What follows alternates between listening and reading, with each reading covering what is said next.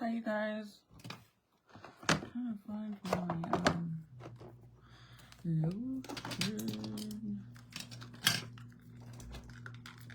There's so much crap everywhere. I hate that.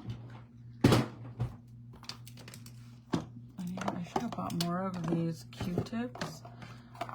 I thought I had a bunch left, bro. I got 2.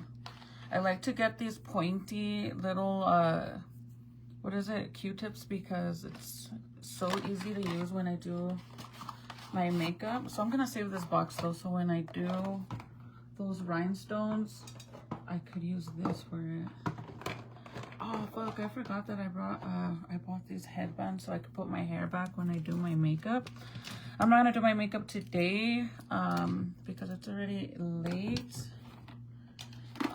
But I'm gonna put my extensions on because I had to do wash my extensions and do a hair mask on my hair and my extensions. I'm not gonna blow dry them or anything, so I figured since I'm gonna be in here, I might as well be on live.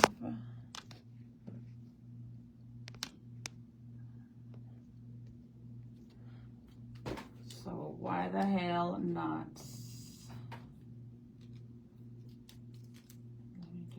So I'm gonna fix, I wasn't too like 100% satisfied with my nails because for one, I didn't get to really finish my nails due to the baby was acting a fool. Like he was just not having it. So I'm gonna change the color. I'm gonna leave like my flower one alone, but I'm gonna change the purple. I think if I would have went like with the lavender purple, I would have been fine. But truthfully, I think I'm just gonna go back and do the white tips because I don't like the purple. Like, I don't know why, but I just don't. And I'm not gonna be stuck with purple nails till I go back and get a refill. I'm just not gonna do that.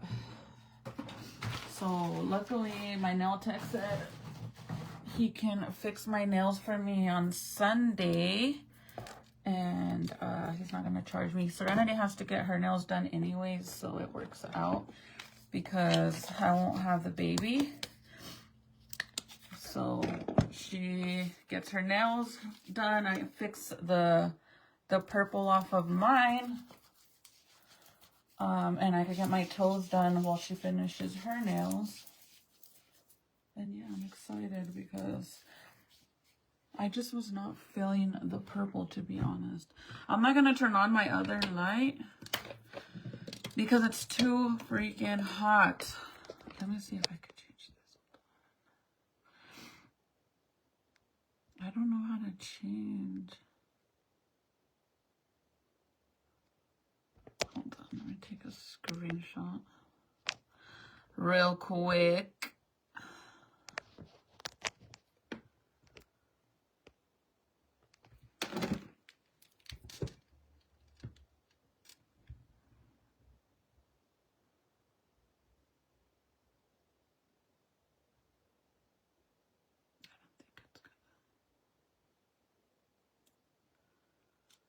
I can't wait, you guys, to switch my phone. I got this phone with the intentions of having two phones so I can go live on both platforms.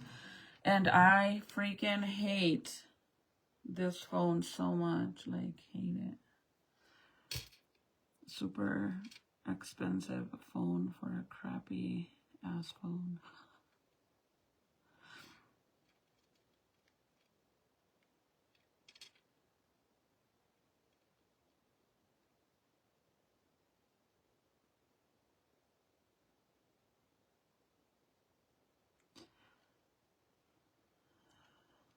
I don't know what the heck is going on. What is this?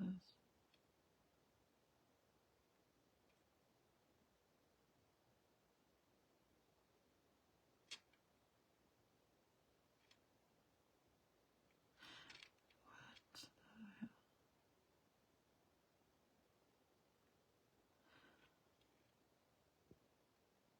It's so weird. What the heck?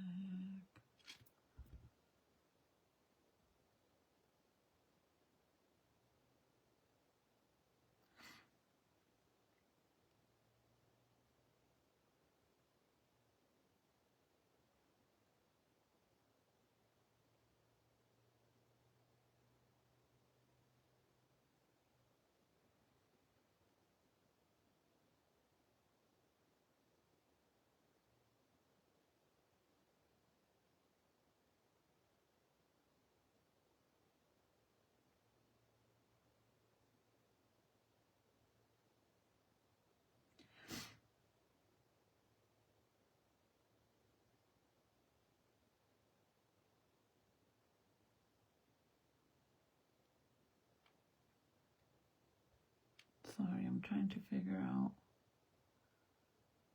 what is why it's doing that.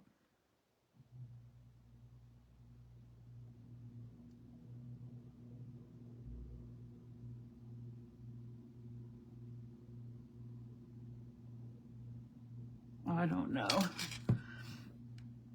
I don't know. I don't know what's going on. Hi, girl. What time is it? It is 11:36 over here. It's not too late, but this is normally like my normal time now because I don't have the kids. Hi, Patsy. I'm not gonna turn on the big old bright light because honestly, it gets so hot in here right away. It sucks. I hate how hot it gets. Like, truthfully, I hate it. So I'm gonna put my extensions on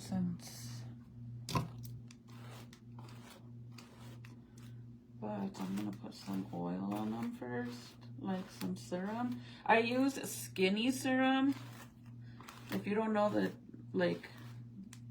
if you think it don't matter what kind of serum you use on your hair, but if you have ever used hair serum or hair gloss or anything like that for your hair, and you notice that your hair, I think we're good without this, you think your hair feels like super thick, like, I don't know, it doesn't feel good, like it feels weird.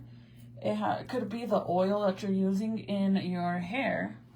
So, if you didn't know, Skinny serum works 100 times better than any other one, but it is expensive. You're not gonna find like the cheapy ones.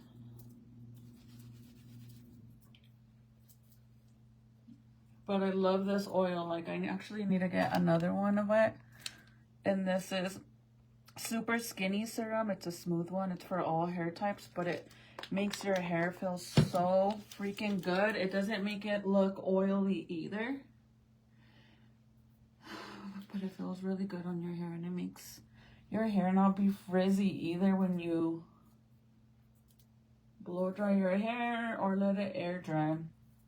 So I actually really like it. I used to use that very, like, the popular one. I don't know what it's called, but it's like a small little white bottle too. And it's super popular, and that one's pricey too. But I truthfully feel like this one is way better. And your hair doesn't look oily either at all. It just makes it very smooth looking and healthy. Hi, Amy. Hi, Lupe.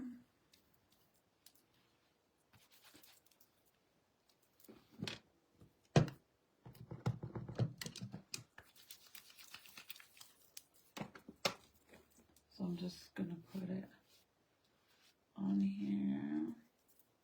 So I finished watching that so I had seen that this documentary that just came out, like I seen when they do the preview and then it says coming soon, like, and it gives you the date or whatever on when they're gonna drop this show. It's only literally it's only 3 little episodes. But man, bro, it just goes to show that the last person in the world that you would ever think would be a messy, dirty, disrespectful, disgusting human being is one. It's always the ones that you would never put, like, never think they would do something like that. Like, who would have ever thought that a priest would be all fucking stalking his wife after she didn't want to be with him anymore? And not even just stalking, but like making death threats and freaking putting GPS boxes underneath her car multiple times, slashing her tires. And that's not even like the worst part about their whole relationship, bro. Like, this fucking guy was literally paying homeless men to do nasty things to his wife. Like, she literally told everybody the truth, like what this guy was really because he's a pastor. He's an actual pastor. And it's not a movie, it's not a show, it's like a real documentary on this poor woman that lost her life due to her husband being an obsessive stalker, you know? And the crazy thing is that he's a freaking pastor.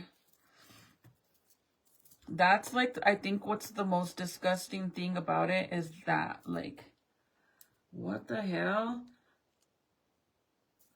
And the poor girl, like, she just couldn't handle being harassed, and he was like literally trying to ruin her. I feel like that guy, even though that guy was already moving on and seeing other women, but it kind of seemed like, I don't know why some people get very obsessive over other people, especially like in relationships. Like, if you're already messing around with another female and you're doing things with somebody else, why not let go of your ex, bro? Like, truthfully, like, why do you have to make it a point to not want to break up with or divorce your ex? And you feel like she belongs to you or he belongs to you, and oh, we're not gonna break, I'm not gonna leave her alone. It's kind of like they feel like, well, if she or he isn't gonna be with me, then you're not gonna be with anybody, and I'm not gonna let you go. That's kind of what it's giving. And this poor girl, like, dude, like, she really went through it with this guy. Like, I just thought it was crazy, like, all the shit they said on this show about this guy. I don't even know how the hell he's allowed to even be a fucking priest right now. How does that even happen? If you guys haven't seen that show, Bro, you better go watch it. It literally just came out. I think it came out. I watched it I started it last night and I finished it today, but I think it came out the day before. I just didn't get the notification about it. I seen that it was on there already. But poor girl, dude, like he literally went and took her to the hospital and put her in a psych ward. Like, what the hell? Claiming that she wasn't all there, because keep in mind, this girl had found out that her husband, the fucking priest, was being a fucking sucio and was over there talking to other women. So she like got super self-conscious about that she decided that she was gonna go get a boob job, because she figured like, oh, well, if I get a boob job, maybe he won't have, you know, will want to go and look at other women or be doing any nasty shit like that. But as soon as she got her surgery done, after she got her surgery done, he was literally trying to claim that she was not all there, that she was going crazy, that she wasn't acting like herself. Hi, Mia. That she wasn't acting like herself or anything like that. Trying to claim like, oh, the meds have her all messed up, and ever since she got the surgery, she's been talking about stuff that doesn't even make sense. And he had her committed. And then once he got her to get committed, he wouldn't allow her family to even know what hospital she was at. Like, what the heck is wrong with you? And then finally they let her out. And not even 6 days later of letting her out, they went and got married. Like, what? This man just committed you, trying to claim that you're not all there and that you're crazy, but somehow he thinks that you are okay to get married. I don't know. That shit was so weird to me, but anyways, they ended up getting married. And keep in mind that this girl has no, like the priest was literally more like of a mentor for her and her husband. So the girl originally started going to this church because her mom had gotten in a divorce and she met a new guy. They moved to a new place and they ended up going to this little church that was up the street. Like, it was just like a small little church. So she started going there, and the girl, I believe, was only 12 years old, I think. And then by the time she was 16, she had like the most beautiful freaking voice ever. So of course she started singing with the choir. But by the time she was 16, they ended up making her be like, I guess like the leader, like the main person of the choir. And everybody was kind of like, what the heck? Like, that's crazy, because I mean, she's only 16 years old. I guess they were saying on the documentary that normally whenever they have like a leader for the choir, it's always somebody that's already like in their 20s or older. So the fact that she was only 16, it was kind of like weird. But the pastor, that her current husband, he was actually a pastor at the time, and he was married to another girl. So then finally they like kept working with each other, because the girl decided that, her name's Mika, she decided that she was going to remain working for the church. So the more that she like made her whole life about being in church, eventually she ends up meeting another guy. This guy starts working for the church as well, and they fall in love with each other. They're both 18 years old, you know. They really like each other, so they end up getting married, like legally getting married. They have a wedding, all this stuff. So then the priest kind of like takes it upon himself to become the Micah girl and her new husband, their mentor. Because obviously he is older than them, right? So now Micah and her new husband, even though, and obviously the husband, he was already part of the church as well, he also would look up to the priest, because one day he wanted to be a priest one day. So now they're going in on double dates and like just hanging out all the time, right? So then eventually the priest starts texting the Mika or Micah girl. I think it's Micah. I think it is. I don't think it's Mika. I think it's Micah.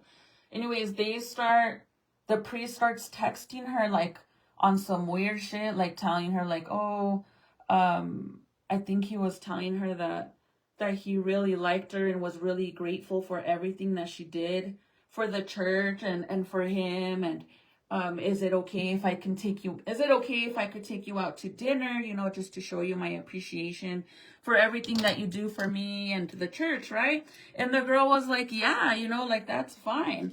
So the girl starts going with him on one-on-one lunch dates without her husband, and the priest wouldn't take the wife. But then after a while of them hanging out like that and spending so much time together at church, he started telling her that he loved her. Like the priest literally started telling her that. So eventually they ended up hooking up, and they both had an affair with each other, right? Like they were cheating on each other's husband and wife. So one day the pastor's wife is going through his cell phone, and he sees these text messages where he's telling the girl like, hey, I love you. So the pastor's wife, well, the priest, she goes and tells the Micah girl like, what the fuck is this? You know, like, why is he telling you that he loves you? And then she's like, you know what? I can't keep this secret anymore. And you know, I feel very guilty for keeping it a secret and lying to you guys, but we've been having an affair. Oh my God, bro. Like, the wife was so upset about it. So she decided that she was going to leave the priest. So she ends up leaving him, and then the priest starts acting all crazy. Like, they ended up showing like a video, and I don't know if he was drunk or if he was high or what the hell he was on, but he was all laying on the grass. He had went to one of the friends' house, and he was all on the floor, like just thrown on the floor, and he was all crying that he wanted his family back, and he wanted his old life back, and that he regretted everything and whatever. The wife never took him back. So then eventually the church, everybody was super upset that the priest had an affair. Like, what kind of priest is like, you're the leader of this church, bro, and you're over there always preaching about being faithful and taking care of your spouse and being loyal and all this shit, and you were all cheating on your wife. Like, what the hell? So a lot of the members of the church didn't know if they wanted to stay or if they wanted to leave. Like, they didn't know what to do because they really didn't trust the priest at this point. So then the girl, she divorces her guy, right? The Micah girl, she ends up divorcing her man. And after the priest got over it with the wife not taking him back, that's when they decided, hey, well, we already ruined both of our relationships and everybody knows about us. We might as well turn this into something positive and make it official and start dating each other. And that's what they did, bro. Like, no les da vergüenza. Like, dude, that shit is beyond disrespectful and embarrassing. Like, what the fuck? So even like the girl's family was so against it. Like, dude, how are you gonna go and get divorced and now you're gonna start dating the priest that literally cheated on his wife? Like, I don't know. I thought that was so freaking weird. So eventually a lot of the church members, they ended up leaving. Some of them stayed. So then they got together, and not even a few months later, they ended up getting married. So once they got married, they lived like their happy little life. I don't know for how long they were together, but then he started becoming like very obsessive with her. Like, she wasn't really allowed to do anything outside of the church world. Like, she always had to be at the church with him and doing stuff for the church. And she didn't mind it because she loved being there. But at the same time, like, if she wanted to go and hang out with her family and stuff, he would get like very bothered about it. But then she found out that he was over there talking to another girl. Like, he was basically trying to cheat on her. So that's when she got, like, super pissed off. Like, what the hell? Like, how are you going to go and cheat on me? And they started fighting a lot. I guess the priest was literally doing, like, they were fighting so much that the girl decided she was going to give each other a little break, and she was going to go and stay at her sister's house. So she leaves, and then the priest starts texting her, telling her, like, you need to obey, and you need to be a good God's wife, and you need to do the right thing and come back home, after the fact that he got caught cheating, right? So she was like, no, I'm going to go to my sister's. And he's like, well, I don't care. I'm going to go over there. So then he goes and he texts the sister and tells the sister, like, I'm on my way over there. And then the sister's like, no, well, you know, my husband's not going to let you in. You could come over here all you want, but we're going to call the cops on you. And he was like, this is where it started getting, like, very creepy, because he was like, well, I don't care. You could call the cops on me or not. I don't care. I have a GUN and I'm going over there. Whether you guys like it or not, like, I'm still going to go. And, like, threatening them that he had a GUN. So they end up calling the cops on him. And luckily, you know, the cops went and stuff, and he wasn't even there. They went and looked up the street, and he wasn't there. So this is when the girl, like, kind of starts getting really paranoid about them. Like, she doesn't trust him. Bro, I don't know what the fuck is up with this shit. Hi, B. I don't know why it always does this. Hi, Luz. I think I said hi already, but my phone is so fucking weird. Yeah, see, like, what the heck? Thank you. Thank you, thank you, thank you, thank you.